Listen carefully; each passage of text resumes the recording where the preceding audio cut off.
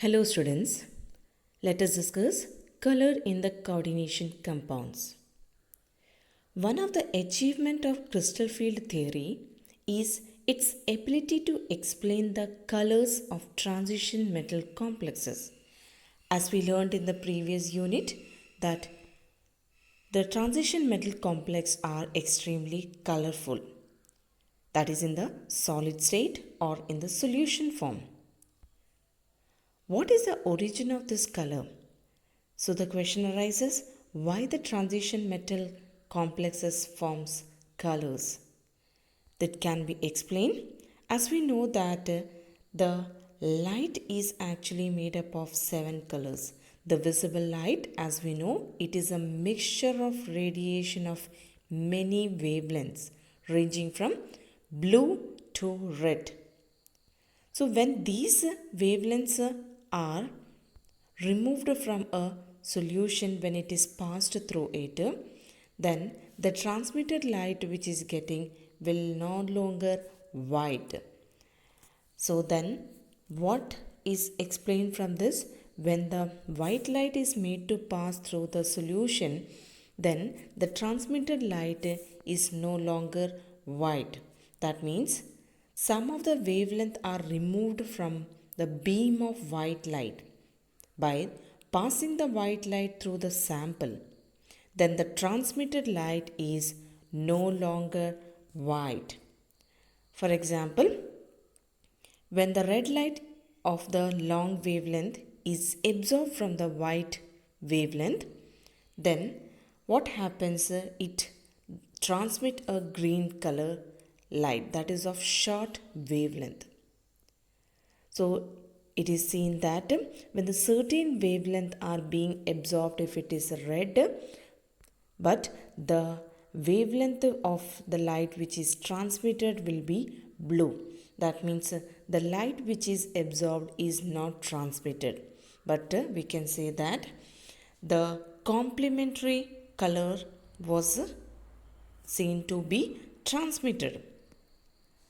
Thus, the color we see of a complex in a solid or in a solution is due to the light which is not absorbed but the light which is transmitted, and that color is actually the complementary color. That can be very well explained through this chart. It is a color wheel which is shown here. It is a wheel in which you can see some colors are there, and the color wheel is used to determine the complementary color of a substance from the color of light is absorbed. The complementary colors are shown here, that is opposite sides of the color wheel. That means if the yellow color light is absorbed, then the complementary its color is that which is in the opposite side, that is violet color.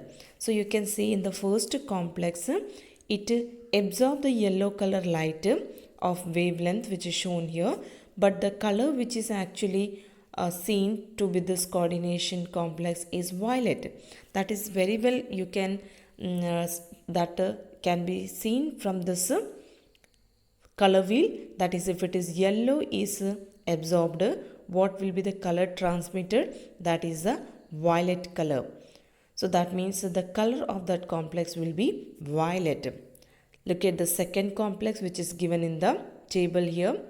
If the blue-green color is absorbed, then what will be the color transmitted? That is, what is the color is seen to be that complex? That is red. So that can be very well explained through this wheel, that if green color is absorbed, so the red color light will be transmitted. So that means the color of the complex will be red.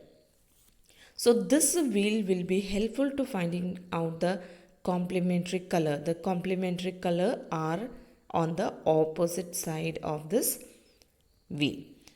So what about the case of the complex which is having the blue color?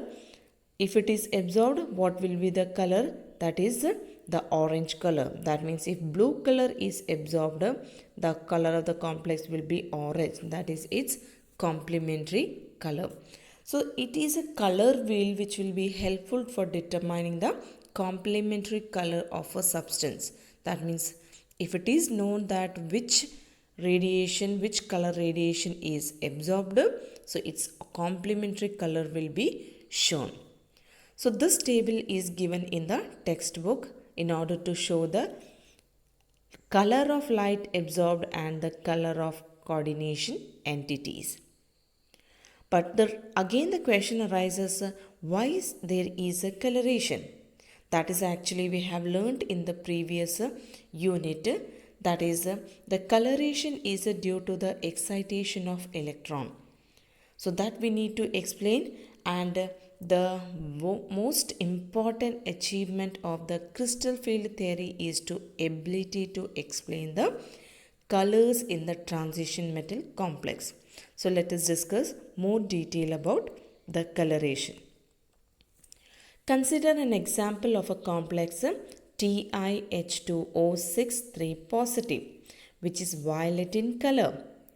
This is an octahedral complex where the single electron in the metal d orbital is in the T2g level in the ground state complex. So in order to explain this coloration for a complex, we will be considering an example, that is TiH2O6 3 positive. Now what will be the oxidation state of a central metal ion, that is Ti3 plus. So that means how much electrons are there in the D? It have only single electron in the D. And this single electron, because here it is an octahedral complex, so according to the crystal field theory, it will be the d orbital will be splitted into T2g and Eg set as shown here. So the single electron is in the ground state is actually present in the T2g set. But when the light is absorbed of a suitable frequency in a visible region, then what happened? This electron get excited, that you can see here. Now this electron is excited from here to here, that is from T2g to Eg, it get excited. Now we can say that the single electron which is present in the T2g level, that is in the ground state of the complex, after absorbing the radiation from the visible region, it reaches to the next higher state of energy, that is energy level, that is Eg level, which is empty. As you can see here, it is in the ground state, this Eg level is empty. So this now electron, after the absorbing of this radiation, it is reached to the upper d orbital. So because of this excitation, we can say that the color complex is due to the absorption of light in the visible region of the spectrum and the radiation of complementary color. So the energy absorbed by the electron present in the d orbitals, and they get excited to higher energy d orbital from the lower energy d orbital. That is, it is very clearly seen that electron is excited from lower energy d orbital to higher energy d orbital. So they radiate energy when they come back to the lower energy d orbital. So after the excitation, when it come back to its original orbital, that is in the lower energy d orbital, so there will be an excitation and there will be a transition. So when it will come back to the lower d orbital, it will emit the radiation. That radiation is nothing but the color of that complex. So that is very well explained with the crystal field theory. As we have learnt in the previous unit, the coloration is due to DD transition. That is very well explained here. The transition of electron from, that is excitation electron is taking place from lower d to upper d orbital, and the transition from the upper d to lower d orbital. So that is actually called as DD transition. So in complexes, the coloration is due to DD transition. But the intense color is not only due to DD transition, some other reasons are also there. So that is charge transfer. So that we'll be discussing in the higher classes. Now, the influence of the ligand on the color of a complex that can be explained. It is noted that the absence of ligand, the crystal feed splitting does not occur and hence the substance is colorless. For example, if you remove the water from any complexes on heating, it make it colorless. Similarly, the anhydrous copper sulfate is white. That is, anhydrous copper sulfate means CuSO4 is white. But the hydrated copper sulfate, that is CuSO4 5H2O, is colored, that is blue in color. So the ligands plays a very important role in the coloration. So how we can explain this? That is, the influence of ligand on the coloration of the complex can be better explained by illustrating by taking an example of a complex, that is NiH2O6 positive. This complex is formed when the nickel chloride is dissolved in water. Now let us see the effect of ligand on the coloration of the complex by adding the bidentate ligand like En progressively into the complexes. So we can see the changes in the coloration. The color of this complex, that is the complex NiH2O6 positive, its color is green in color. But when we add En, then the complex formed is this complex, that is NiH2O4En, where En is a bidentate ligand. Now we can see that the color of this complex is seen to be, that is the coloration which is formed is in blue coloration. So that is a pale blue color is found for this complex. When further En is added, now we'll be getting the complex, that is this complex NiH2O2 En2 positive, which is pale blue in coloration. That means the coloration is changes due to the addition of En, and we can say that the water is removed from here. And when the further En is added, then its color seem to be, that is violet in color.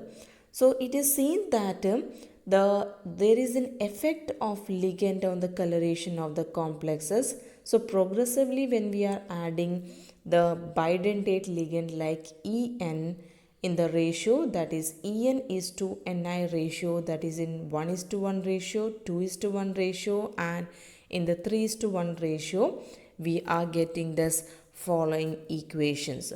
So, and the complexes which is formed here, that is first complex, that is in the green coloration, then the complex which is formed which is in pale blue color, then the next complex which is formed, that is blue purple color, and the last complex which is formed, that is violet coloration. So these color changes are observed due to the presence of different ligand in the complexes. So this is a better example to explain that there is an influence of ligand on the coloration of the complexes. So these all are the important points related to this topic, that is coloration of complexes. So this is all about this video. Have a nice day.